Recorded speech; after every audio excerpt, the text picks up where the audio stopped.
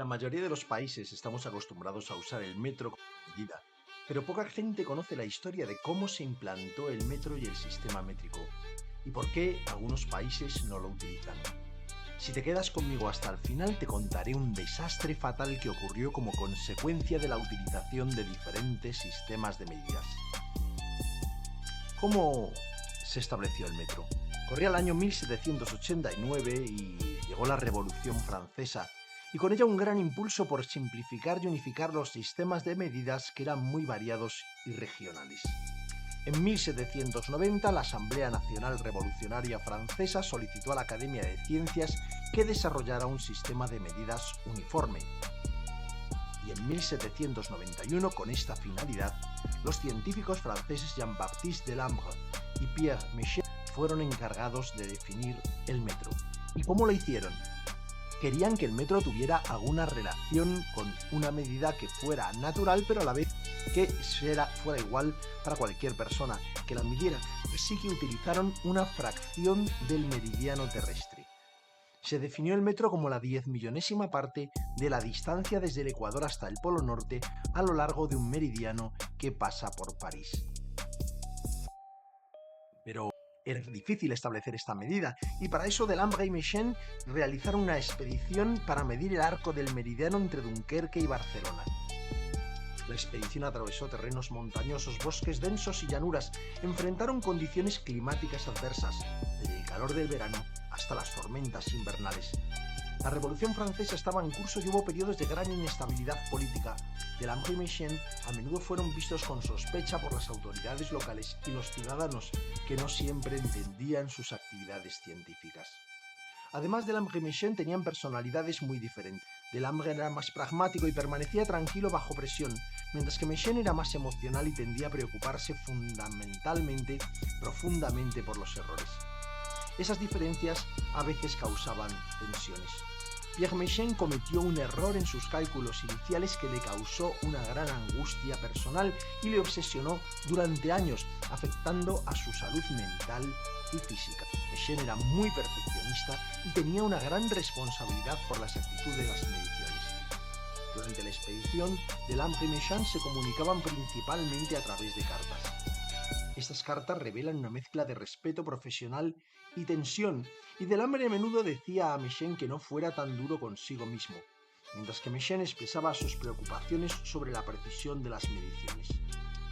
A pesar de las tensiones, ambos científicos se apoyaron en los momentos difíciles. Delambre mostró una gran comprensión hacia las luchas personales de Méchain y trató de aliviar sus preocupaciones. La historia de esta expedición es tan llamativa que se recogió en el libro The Measure of All Things de Ken Alder, donde se detalla tanto el aspecto científico como las aventuras personales de Delambre y Méchain. A pesar de todos los problemas, la expedición fue un éxito y se pudo calcular la longitud total del meridiano terrestre.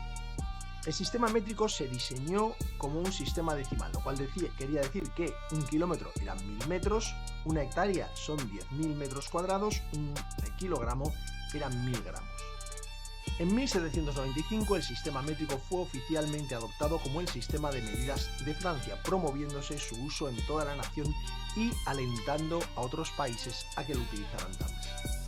En 1799, utilizando los datos de Delambre y Méchain, se había establecido ya el metro, pero para garantizar la durabilidad. En 1799, para garantizar la durabilidad y estabilidad del metro, se eligió convertirlo en algo físico y se utilizó para ello el platino. ¿Por qué el platino? Porque es resistente a la El platino es resistente a la corrosión y tiene propiedades. El platino es resistente a la corrosión y tiene propiedades físicas estables.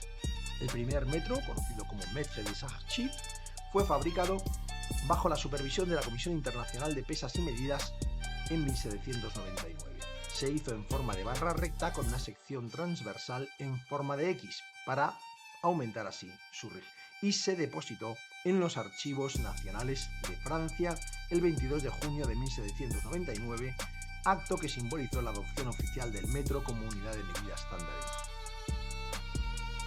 En 1889, durante la primera Conferencia General de Pesas y Medidas, se adoptó un nuevo metro patrón internacional hecho de una aleación de 90% 90% platino y 10% iridio, también con una sección transversal, y que fue almacenado en la Oficina Internacional de Pesas y Medidas en Sèvres, en Francia.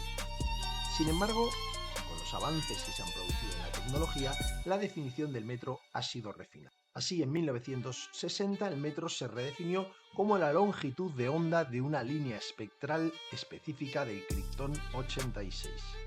Y en 1983 se adoptó la definición actual del metro, basándose en la velocidad de la luz en el vacío. El metro actualmente se define como la distancia que recorre la luz en el vacío durante un intervalo de 1 partido por 299.792,458 segundos. Pero hemos hablado hasta ahora del metro. ¿Y qué pasó con el kilogramo? El kilogramo se definió como la masa de un decímetro cúbico de agua a 4 grados centígrados. Y para fijarlo se creó un artefacto de platino e iridio conservado en un laboratorio en Francia llamado IPK. En 1879 se hicieron réplicas para distribuir réplicas a los países firmantes de la Convención del Metro para que sirvieran de estándares de masa.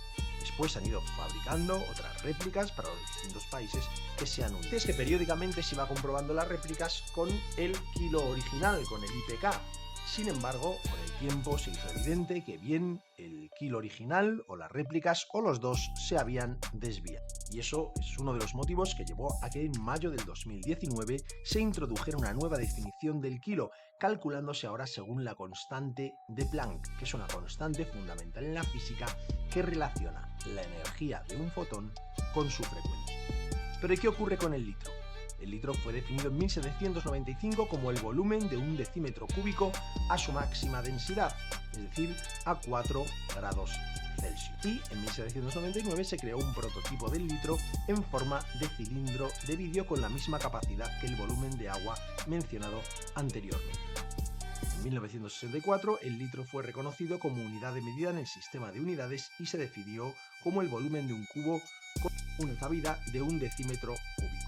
Como ves, el litro y el kilogramo están concebidos para estar relacionados, de manera que en unas condiciones normales de temperatura, presión y salinidad, un litro de agua habría de pesar aproximadamente 1. Pero a pesar de las ventajas del sistema métrico, hay países que no han adoptado esas medidas. Estados Unidos, por ejemplo, sigue todavía el sistema imperial con medidas como el pie o el galón. Quizá te preguntes por qué Estados Unidos no ha dejado el sistema imperial inglés que tenía cuando se independizó de Gran Bretaña. Y la cuestión es que ha habido aproximaciones. En 1866 el Congreso de Estados Unidos aprobó una ley que permitía el uso del sistema métrico, pero sin hacerlo obligatorio. En 1975 se promulgó la Ley de Conversión Métrica, que alentaba el uso del sistema métrico, pero no lo exigía. A pesar de estas iniciativas, no hubo un impulso suficiente para implementar el cambio, y la población en general no mostró un gran interés en adoptar el sistema métrico. De hecho, las encuestas indican que muchos estadounidenses prefieren seguir utilizando el sistema con el que están familiarizados. Sin embargo, sí que se utiliza en determinadas áreas, como la ciencia, la medicina y la industria automotriz.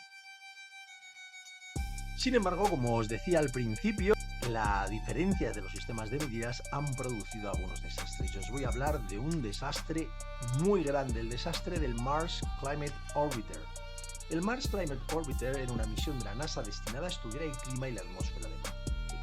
Fue lanzado el 11 de diciembre de 1998 y estaba programado para entrar en órbita alrededor de Marte en septiembre de 1999.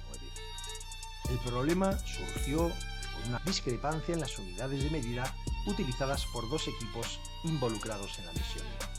El equipo de ingeniería de la NASA utilizó el sistema métrico, los newtons, para calcular la fuerza de empuje, mientras que el equipo que desarrolló el software de navegación utilizó el sistema imperial en libras.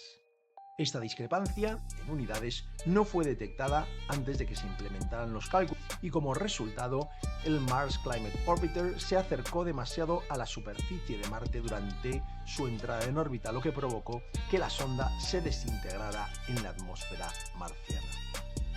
El 23 de septiembre de 1999 la NASA perdió el contacto con la sonda y se determinó que había sido destruida debido a la confusión de unidades de medida. Tras este fallo, la NASA implementó procedimientos más estrictos para asegurar que todos los equipos utilizaron un conjunto uniforme de unidades y se llevaron a cabo revisiones exhaustivas para evitar errores similares en las futuras misiones.